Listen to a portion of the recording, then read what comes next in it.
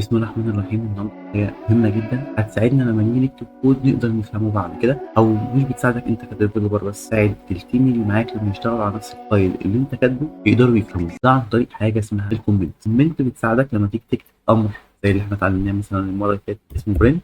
عملت امر زي ده، لما باجي اعمل له رن بيطبع معايا ايه بشكل عادي زي ما احنا اتعلمنا المره اللي فاتت. انا كتبت برنامج بتاعه كبير جدا، وصلنا ل 1000 سطر. اكيد صعب ان اي حد فاكر كل الحاجات دي، فكل مجموعه اكواد او عند كود معين عايز فكره انا كنت كاتبه ليه او كاتب جواه ايه، حاجه اسمها كومنت. تبتدي بعلامه الهاش، بعد كده اكتب ايه كومنت بتاعي. طبعا الكومنت ده ما بيأثرش على الكود نهائي، يعني انا لو جيت وعملت رن تاني الاقي ان الامر بتاعي بس هو اللي اتنفذ، لكن الكومنت ملوش اي تأثير على الكود. هو مفتاح دلالي او معلومه بكتبها فوق الكود بتاعي عشان يفهمني انا كاتب ايه. ممكن لما نيجي في اي فايل في اي بروجكت بعد كده نلاقي ان بدايه الفايل بتاعي مكتوب مالتيبل لاين كومنت. يعني احنا لما كتبنا في الاول كان سنجل لاين كومنت على سطر واحد، ممكن تلاقي مالتيبل لاين كومنت عامل لك بالشكل ده، وهيبدا يكتب لك كل الحاجه اللي موجوده جوه فايل. على سبيل المثال ممكن يكتب انفو اباوت فايل، ممكن تلاقيه كاتب لك اللايسنس بتاع الفايل ده، وممكن تلاقي كرييتور مين اللي انشا الفايل. ممكن لما تيجي بقى تكتب الكود بتاعك مثلا زي ما احنا كتبنا البرنت تلاقي فيه كومنت مكتوب فوق